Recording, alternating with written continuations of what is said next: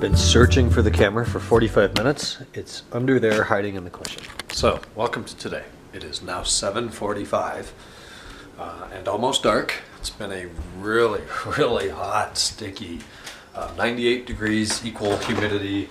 Windows are fogged up. Outside for 5 minutes. I've never seen my knees sweat before. My knees and my shins sweat, which I had no idea could happen, but apparently it can.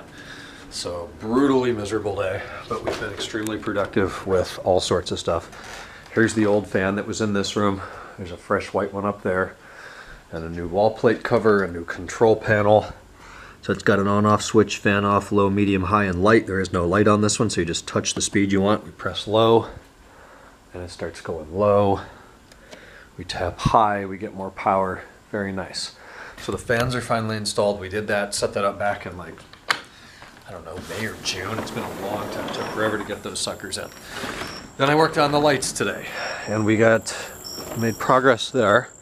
All 3 lights have been installed. They're a lot bigger than the old ones. Got a nice rippled glass. They look like a hung lantern. They've got the little hook on top.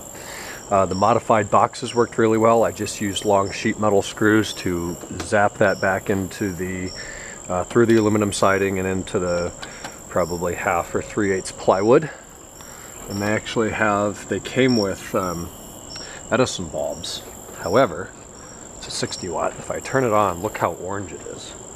It's supposed to look like candlelight. I don't know, I kind of think it's too orange.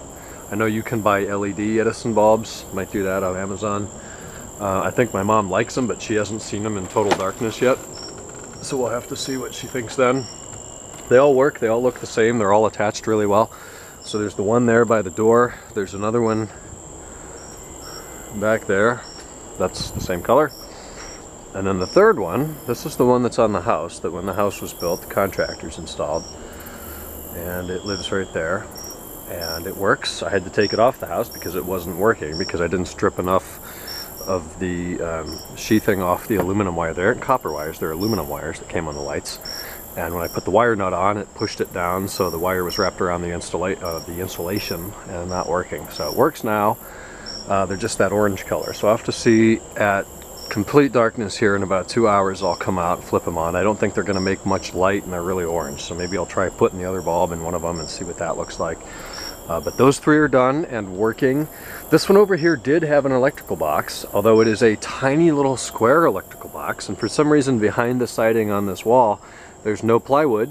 It's just siding, and then 4 inches of dead space, and then drywall that's on the inside of the house. There's no material in there. The siding is just screwed directly onto the studs. So I don't really know how that works. There might be some sort of vapor barrier in there, but there's no wood. The box isn't screwed into wood. It's held in with these. The electrician here that was here today installing the fans said they were daisy clamps or something like that, just pinched into the siding. So I had to, this one was the hardest one because I had to completely fabricate a method of installing that light. So I don't know why everything around here is so half-assed, but I was able to make it work with modification and drilling and sheet metal screws down through the siding and shit like that.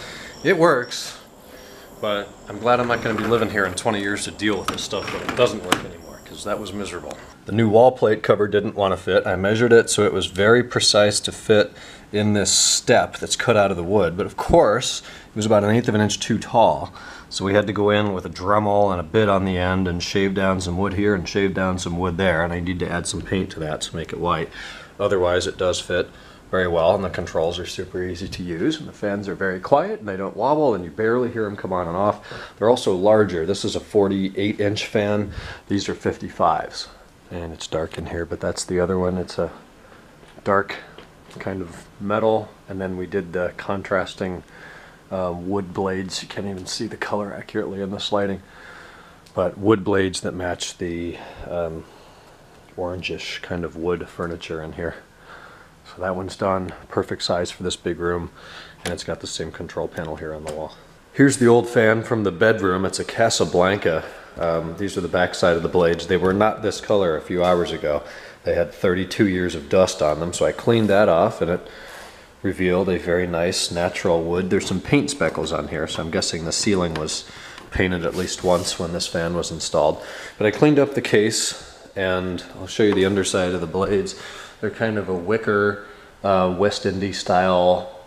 It's a really nice fan. It's a shame that it stopped working. It's only a 4-blade, it's only 48-inch, but this was a very expensive fan back in the mid or late 80s.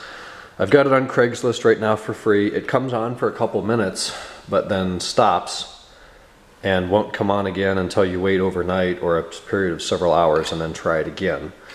And then it will come on again for a few minutes. And I said that to the installer that was here today, and he's like, oh yeah, that's the receiver. And you can repair it, but it's a whole circuit board, and by the time you pay for the labor to do that, you could have just gotten a brand new fan. So I'm hoping that somebody that likes these old high-end Casablanca fans can find it and knows how to replace a transistor or whatever the hell goes bad on those circuit boards, and then they'll have a real nice fan because it's quiet and it was smooth, and this thing still has a lot of potential in it. So when I was in San Diego last, I had Nate look at my VM setup, Windows 7 and VMware, regarding the BMW scanner tool. And ever since I got back from California, oh my God, it's one of those big furry ones. Look at that. It's totally black. That's repulsive. Oh, and it's fast. I've got to kill that now. Oh man, that's cool. I just beat the living shit out of it. Anyways, since I got back from that trip, I have not tried anything. He adjusted some driver settings on this computer, or on this virtual machine. So I wanted to check if INPA still worked. I open INPA, well, it's flashing stuff, so I'm not gonna, or it's reading the DME, so I'm not gonna try to ask it to do more. Let's close that out. But it was working. Yes, I want to quit. And there was one error that I actually haven't seen before, and it's this one. Says e-box fan, air frequency 10, one time at 1800 RPM, two times at 720. Yeah, so there's an issue with the e-box fan, which, great. Got something else to do. So the e-box, the electronics box, is under the passenger side cabin air filter box. If I were to remove this, there's another box with some Torx screws in the top. Remove that, now I'm in the DME and all the wiring. Somewhere in there's a fan that runs to keep that cool. If the fan dies, apparently you get that code. I'm not really sure, I've never dealt with that.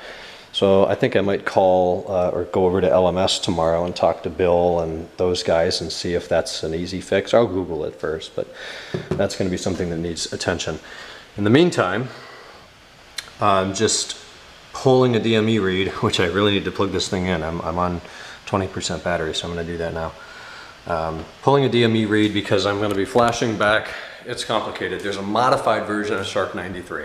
I have to go back to a stock version of Shark 93, then plug in the Shark 93 dongle, revert back to BMW original, then buy the 91 octane tune for California, flash the 91 octane, download the 91 octane, modify the 91 octane, and then upload the 91 octane.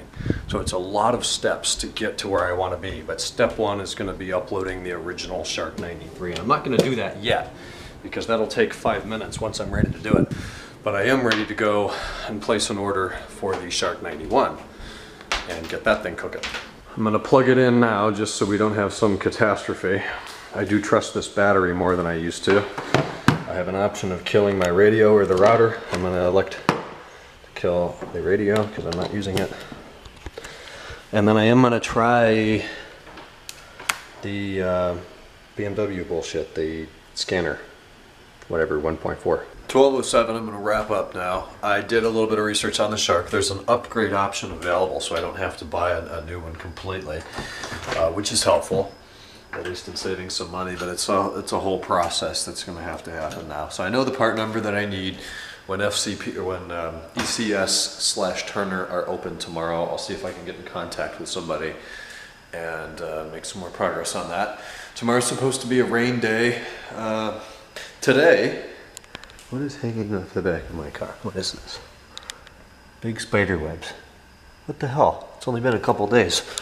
Anyways, big news. Today didn't rain. It's the first day since last week sometime where in my waking hours there has been not one drop of precipitation. However, tomorrow is going to completely negate all of that, supposedly. They're saying it's going to rain from like 10 a.m. to 6 p.m. or something like that. So there goes a day of mowing and outside work. Because there's a lot of work I got to do. I'm behind 4 lawns now and there's still bees out there and it's still a fight.